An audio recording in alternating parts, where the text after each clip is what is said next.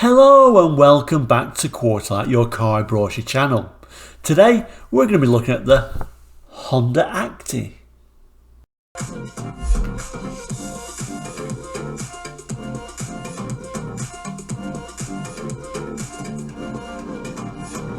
Welcome back, and if you are into car brochures, please do subscribe. I'm sure you'll find something of interest here. So back to today's episode, the Honda Acty.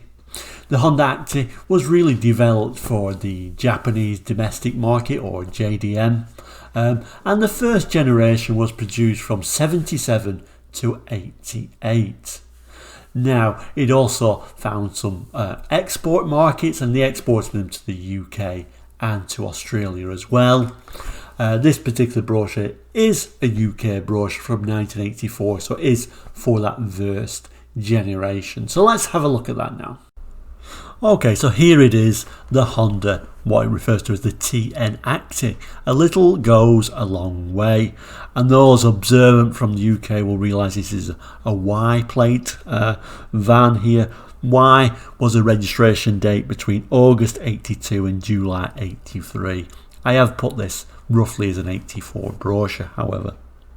So like I said, this is the first generation with these little round headlights. Ran from 77 to 88. Well, kind of. Really, the truck came out first in 77. The van followed in 79. So when we open this brochure up, we'll see it's only a very short brochure, this one, so it's not going to be a long video today. Okay, so we'll turn the page over.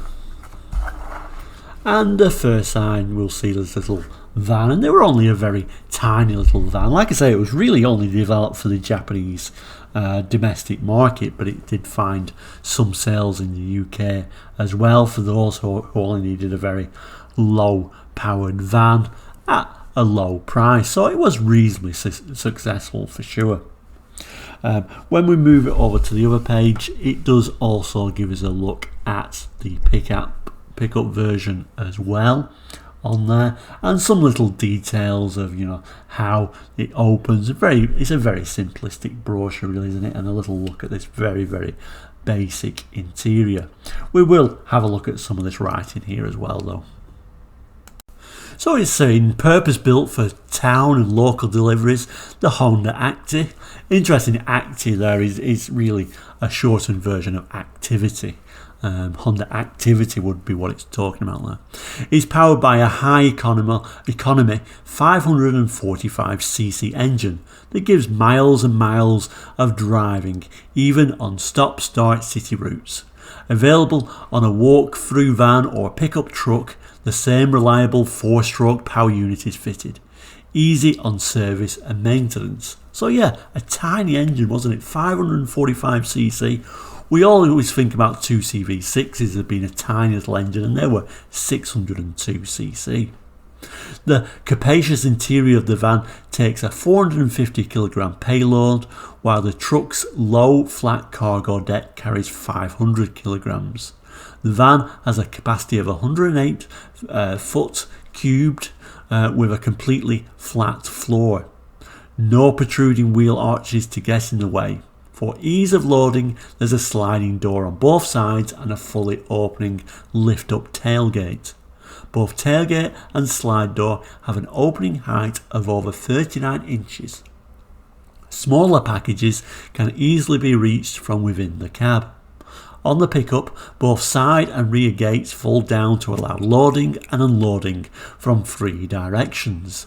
Deck height is around 2 foot, so loading lift is at a comfortable knee level. Rear cabin window is guarded by safety bars. The Acty rightly offers saloon car comfort and fatigue-free driving with excellent visibility, ergonomically designed seating, good ventilation, quiet noise levels, and all synchro gear change and independent front suspension. Honda Acty, the little commercial with a lot of drive. So yeah, it was reasonably successful, and it did also have other small Japanese vehicles to compete with things like Suzuki, Mitsubishi, Subaru, Daihatsu, Mazda.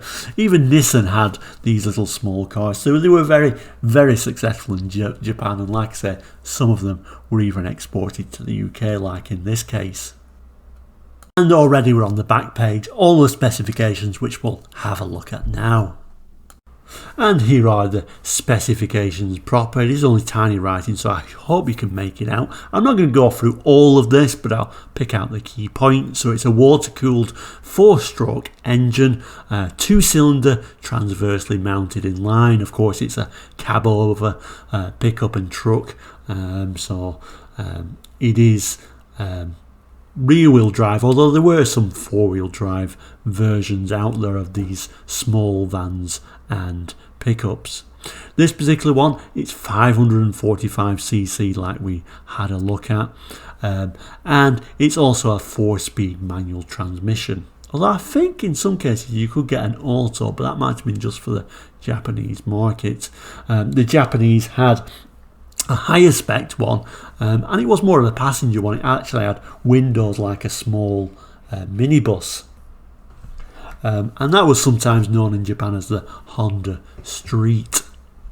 But let's stop diverting on. We'll carry on looking at this particular one. So it's rack and pinion steering, turning radius is 3.8 meters, independent McPherson struts, coil springs, DD on axle. And then as we get to the bottom here, it gives you the curb weight, 695 kilograms for the van, 610 for the pickup, maximum load 450 for the van, 500 for the pickup, and fuel capacity 28.5 for the van and 29 for the pickup. On the opposite side, it gives some of the standard information. Reinforced windscreens, door mirrors both sides, mud flaps front and rear, reclining front seats, van only, integral headrests, van only, 3-point seat belts, driver's sun visor, shatterproof interior, mirror, passenger grab handle, water temperature gauge, fuel gauge, full range of water lamps, warning lamps, I do apologise, driver's door pockets, glove box interior, light, rear fog lights, heater, windscreen wiper, washer. So very basic. Some of the Japanese ones did have things like air conditioning on them as well, actually. But in this case, super basic. And we've only got one exterior colour choice here, so you have to have it in Shetland white, and you have to have a beige interior. And there is one last look at your Honda Acty. So there we go, the Honda Acty. If you've got any stories or memories of the Honda Acty or similar small Japanese vans, please put them in the comments. For my regular viewers, don't worry, we'll be soon back with cars in the next episode. But for now, we'll say thank you for watching. Please do comment, subscribe, and we'll see you very soon. Take care and goodbye.